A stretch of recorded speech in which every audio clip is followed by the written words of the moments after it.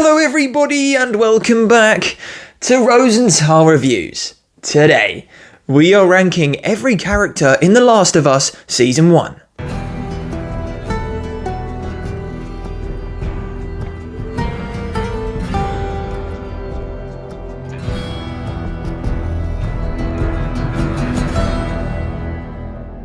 So recently, just in time for Season 2 of The Last of Us, I went back like a good little TV nerd and rewatched The Last of Us Season 1. So with that, take note, this ranking will only include those characters that you see in HBO's The Last of Us Season 1.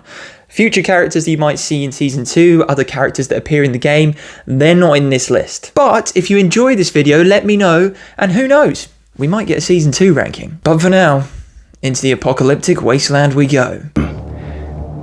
But he didn't change anything. First up, it's Perry. Not loads to talk about with this character. He appears as Kathleen's right-hand man in episodes 4 and 5. He seems like a pretty brave character, sacrificing himself in this kamikaze-like fashion against an 8-foot bloater. But in general, I struggle to show respect for a man like this who follows Kathleen. Maybe a bit harsh, and I should say at this point, I haven't actually played the game, so here, the game might provide a little bit more context. Yet his most significant character moment came when he pledged his loyalty to Kathleen, stating that she was the one to incite change and not her brother. Not a bad character, just not the most memorable. I haven't lost faith in you, David. They're just scared. Not from them. I still believe. So for those of you that don't know, the actor that plays James in the HBO show actually played Joel in the Last of Us game, which I think is pretty cool. And it's for this reason I'd love to put him higher on my list, but I just can't. He follows David, a psycho cannibal deranged on the power of his flock. And alright, sure, he's probably acting out of fear, but still, he could have stood up to him a little bit more. I cut it before I was bit. Before. I apologise for my British accent, but Anna is a full-on badass. Taking down an infected whilst pregnant and giving birth? I just can't fathom it. But that one moment, albeit a really cool one, is the only screen time that she gets in this show. If she had more, she probably would have made it higher on my list. I'm sorry about your kids. It's okay. And kid, just Kevin. Sarah was Joel's daughter. So Maria is a funny one. She's the counterpart to Tommy, who I really like, and she's built a good sense of community in the city of Jackson. Plus her rigid ways and admiration for the rules kind of suit my personality too. But I can't help but resent her a tad because she drags Tommy away from Joel, a character who I absolutely love. I get it, she's trying to protect Tommy from falling back into old habits, but not my favourite character. Because she lives in a broken world that you could have saved. Maybe. But it isn't for you to decide. Marlene is certainly a tricky one to nail down. She shows an element of gravitas, leadership, and an obvious rebellious side to her as well, given that she is a part of the Fireflies movement. But with that comes those softer sides to her character as well, saving Ellie and then subsequently caring for her as well. But when it came down to it, she was willing to sacrifice Ellie for the potential benefit of saving humanity. An impossible calculation, I'm sure, and look, I get it, one life against the whole of humanity, but still, I just didn't like the way that she kind of offered her up in this lab rat-like fashion. I mean, at least give her the choice.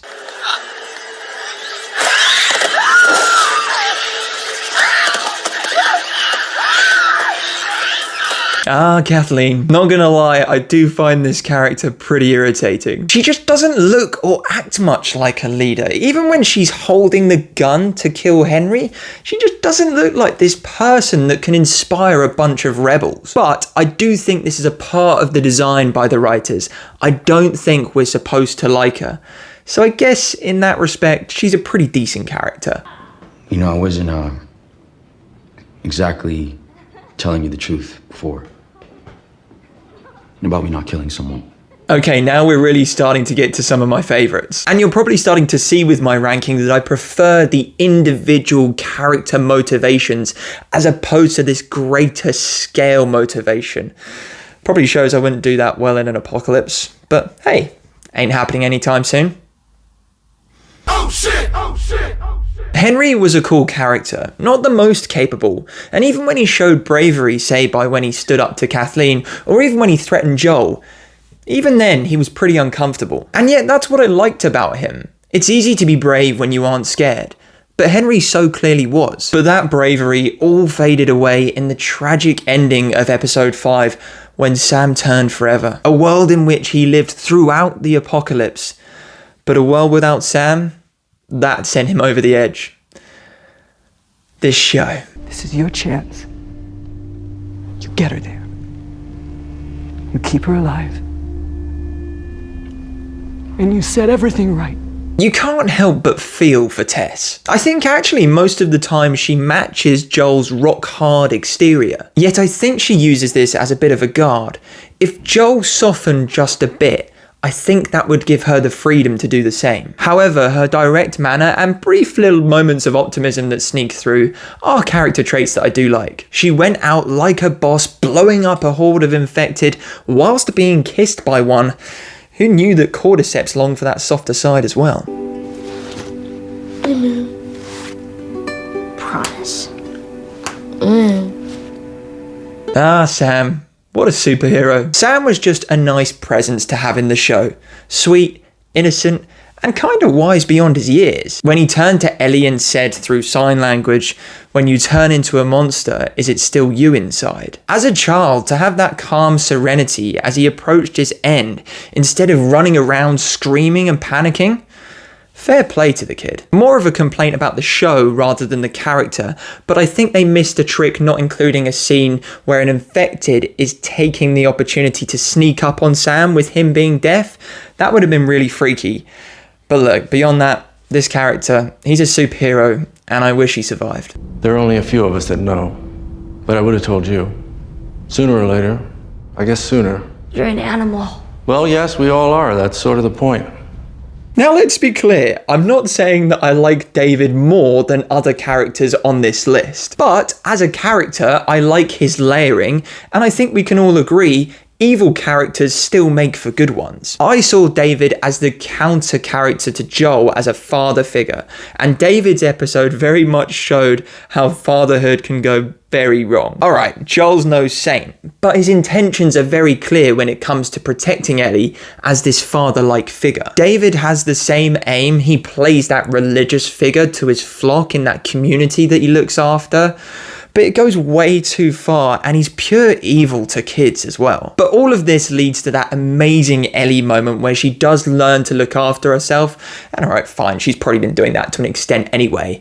But when she's beating David to death, I mean, wow, what a scene. I came here to save you.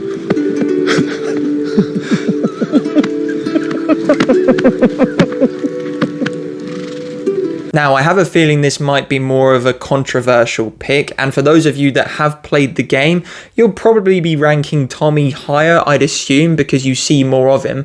But for now, with his limited time in Season 1, he falls just outside my top 5. Tommy possesses a lot of Joel's qualities. Survival skills, strength, we're starting to see his leadership come through as well. But at least in Season 1, it was clear that Tommy needed that North Star, that guide in life. And for a long time, that person was clearly Joel. And let me tell you right now, I need to see some kind of prequel show with Tommy and Joel teaming up together to fight infected. That would be so cool. But it was nice to see Tommy becoming more of his own character in Jackson and giving in to some of those more natural leadership abilities. Besides, it's the thought that counts. And you were never going to do it for yourself, so.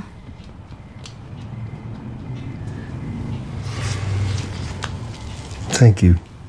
I don't know this for a fact, so any gamers out there can let me know down in the comments below, but I'm pretty sure we got more of Sarah in the show in comparison to the game. In any case, it was nice to see the majority of episode 1 being told from the point of view of Sarah. I love her caring side. We see her repair Joel's watch, we see Joel say thank you, and then when she replies with, "You were never going to do it for yourself." Melted my heart. And unfortunately, it melted my heart even more when Joel lost her. I traded Joel and Tess one of your guns for a packet of seeds. Which gun? A little one. So if you've seen my most recent The Last of Us video talking about Season 2, Episode 2, if you haven't seen it yet, I'll link it somewhere up there, you'll know that episode 3 of season 1 was actually my favourite. We meet Frank, who falls into one of Bill's many traps. We see him create a life with Bill as he learns to embrace hope and optimism in a world that gives you no reason to do so. The whole episode is beautiful, and I love how this character in particular embraces the quote-unquote little things in a world of imminent death. But even in spite of that, he still wants to wear nice clothes, grow fruit, go to the shops, paint, and I loved that about this character. If I feed you, then every bum you talk to about it is gonna show up here looking for a free lunch.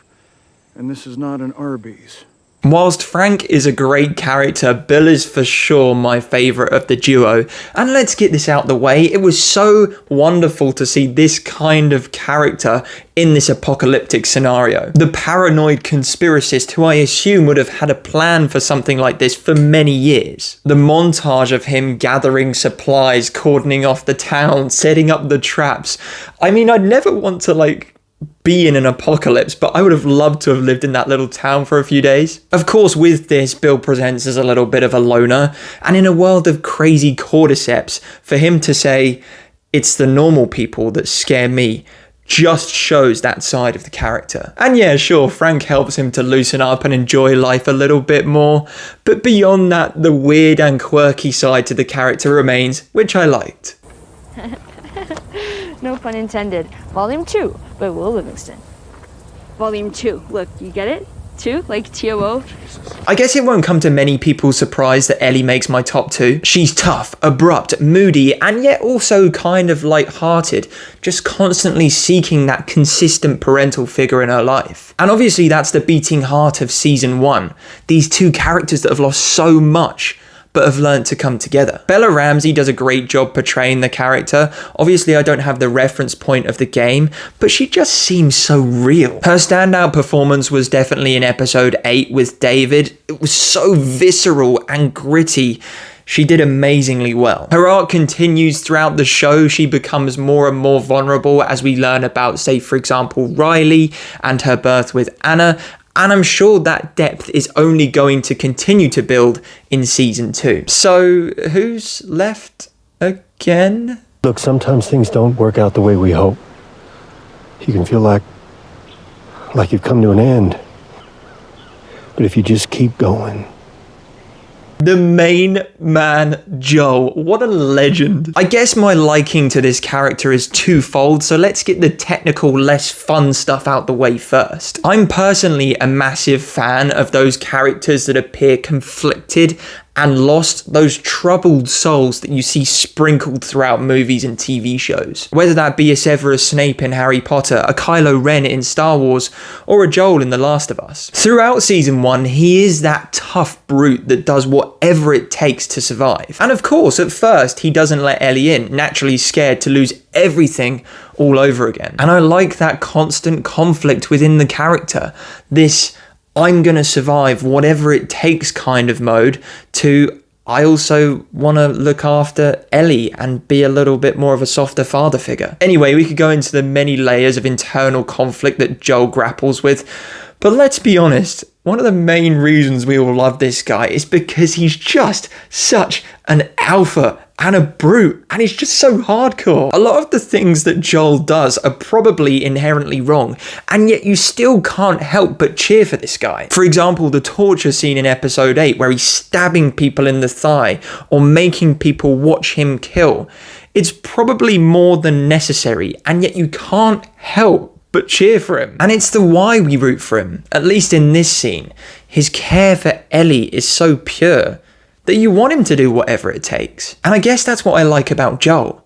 Sure, he's stubborn and cynical, but when he puts his mind to something, don't get in his way. Anyway, with that, there is every character in The Last of Us Season 1 ranked. What did you think of my ranking? Is Joel your number 1? Did you agree? Disagree? Whatever your thoughts, let me know in the comments down below. If you did enjoy this video, please let me know by leaving a like or commenting down below. And who knows, maybe I'll start putting together a list for season 2. But in the meantime, please subscribe for more reactions and reflections, and I'll speak to you all very soon.